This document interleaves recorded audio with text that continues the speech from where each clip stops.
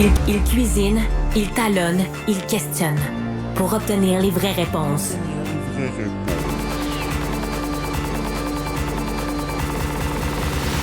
Du Trizac. Il y a eu des auditions tenues par l'Office de consultation publique de Montréal sur l'avenir de l'entrepôt Van Horn.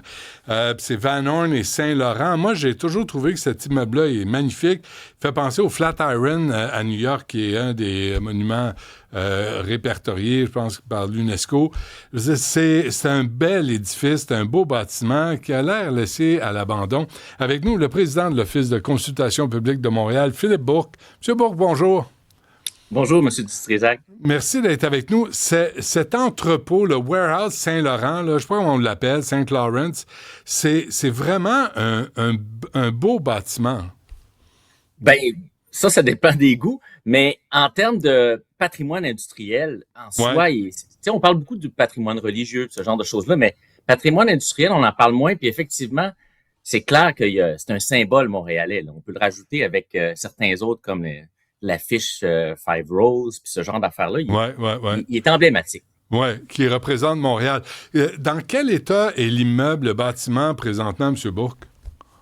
Ben, il est dans un état inquiétant, dans le sens que, bon, il va pas s'écrouler, mais ça préoccupe les gens de dire, c'est dommage, justement, qu'il soit laissé à l'abandon. On voudrait pas que ça se continue, puis que finalement, un jour, on soit plus capable de dire, il y a quelque chose à faire avec ça. Oui. Est-ce qu'il est habité? Est-ce qu'il y a des gens qui ont un logement ou un atelier là-dedans? Ben, il y a des... ou illégalement? Ouais, c'est ça. il y a des gens qui il y a des jeunes qui l'occupent, mais évidemment, là, c'est pas sécuritaire, c'est pas un endroit à visiter, là, pour le moment.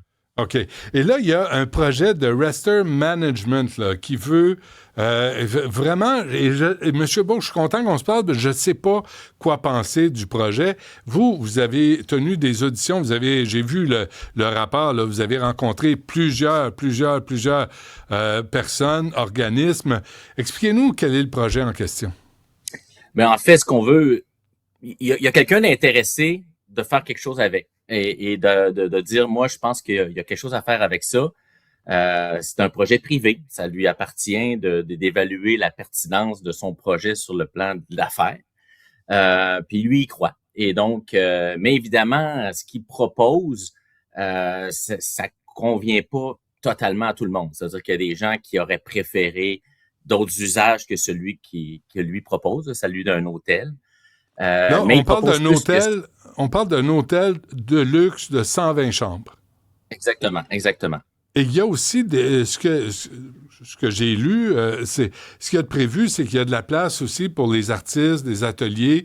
Là, on a prévu ça aussi. Oui, bien effectivement, il faut le noter parce qu'il y a eu nous, on a fait une consultation récemment, mais il y en a eu une précédente qui avait mobilisé beaucoup de gens, puis il y avait une grosse levée de boucliers. Et il faut le reconnaître, à la fois l'arrondissement puis le promoteur ont été à l'écoute de ça. Ils ont dit, bon, OK, on comprend là, qu'est-ce qui ferait en sorte que ça soit plus convenable. Donc, ils ont ajouté cette idée-là d'ateliers d'artistes, des espaces communautaires, un accès au toit, la préservation du patrimoine.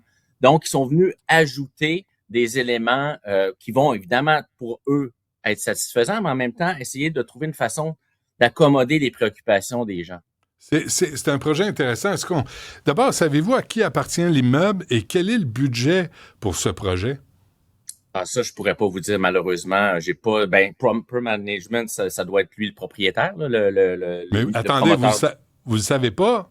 Ben, moi, je suis pas analyste, là. Je suis président de l'organisation. Non, je comprends, mais il y a pas, à qui appartient l'immeuble? Si on veut le rénover, il faut bien qu'il appartienne à quelqu'un. Il doit appartenir au promoteur qui fait une proposition d'affaires. Donc, c'est à lui que ça appartient, là. Est-ce qu'il y a un autre nom d'affaires? Est-ce que, tu sais, dans le sens que, en détail, là, qui sont les actionnaires, etc., c'est dans ce sens-là que je peux pas vous le dire. C'est écrit dans notre rapport, là, mais moi, j'ai pas ce niveau de détail pour vos auditeurs, là. Je suis désolé.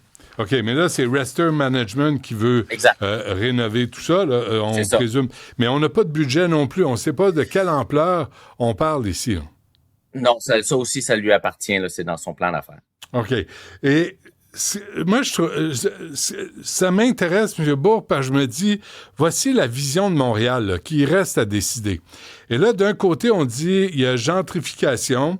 Ça veut dire que autour, si on rénove cet immeuble, on en fait un hôtel de luxe, on craint que les loyers augmentent, que les gens à moindre revenu soient expulsés. Puis je pense que c'est une préoccupation dont il faut tenir compte. Puis d'autre part, tu dis, OK, mais si on ne le fait pas, on assiste à l'appauvrissement de Montréal, la détérioration des immeubles à Montréal. On laisse aller, puis là, tous les groupes de lobbying communautaire vont s'opposer, puis vont vouloir des logements à rabais. Là, tu dis, quel genre de Montréal on veut? Ben, c'est vraiment la question au cœur des préoccupations, là. C'est-à-dire que c'est clair que les gens sont conscients qu'il y a une crise de l'abordabilité du logement, puis ce qu'ils auraient voulu en priorité, c'est de dire, on a une opportunité ici, on a un bâtiment à redévelopper. Pourquoi on profite pas de l'occasion pour trouver une façon de s'inscrire dans cette logique-là, de lutter contre la crise de l'abordabilité des logements? Malheureusement, c'est pas possible. La loi le permet pas. Il y a une nouvelle réglementation qui fait qu'on peut pas faire des logements près d'une voie ferrée comme ça. Donc, une fois qu'on a dit ça, c'est exclu. C'est exclu. Là-dessus, je suis obligé d'amener une nuance, puis c'est ce qui fait qu'il y a quand même, je dirais, l'opposition est légitime d'une certaine façon parce que ça crée une dissonance. Là. Les gens disent, ben là, voyons donc, tu peux faire un hôtel, puis les gens vont dormir dedans, mais tu peux pas faire de logement où les gens vont dormir dedans. Donc, la réglementation est faite comme ça, c'est malheureux, mais dans le fond, c'est la réalité. Là. Puis moi, c'est pas moi qui est le législateur. Il a fait sa réglementation comme ça. Mais pour les gens, c'est difficile à comprendre, puis c'est normal. T'sais, ils ont de la misère à dire, ben voyons donc, pourquoi on permettrait un et pas l'autre.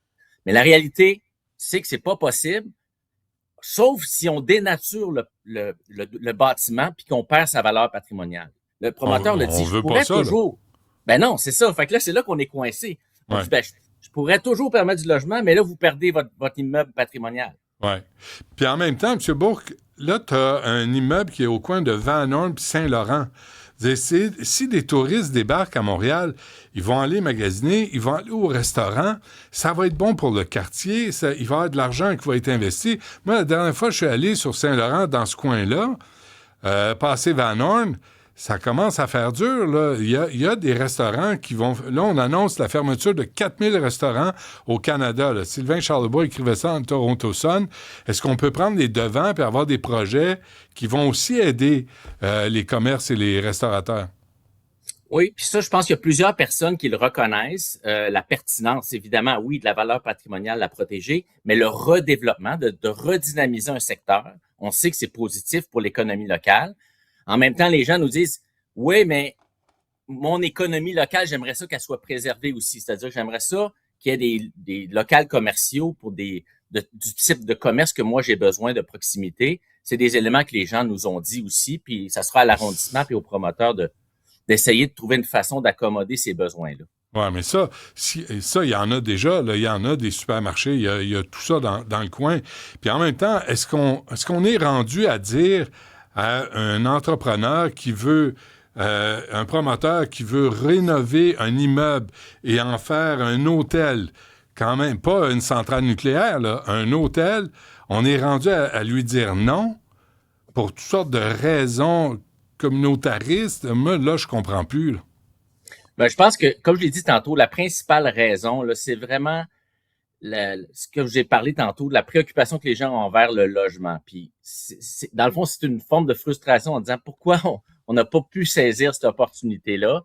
Maintenant, je pense que la ville l'entend bien, cette préoccupation-là. Nous, on l'a traduit dans notre rapport en disant, sachez que, oui, on comprend qu'on peut pas faire ça, mais continuez à agir sur l'abordabilité du logement. Les gens sont préoccupés. Dans un certain cas, le promoteur fait valoir que, et même l'arrondissement, qu'en réduisant possiblement dans le secteur les fameux Airbnb, en offrant plutôt une offre hôtelière d'hôtel, ça pourrait libérer donc une espèce d'impact indirect sur le logement. Ça, donc, c'est intéressant. s'en prendre à Airbnb avant de s'en prendre à l'industrie hôtelière.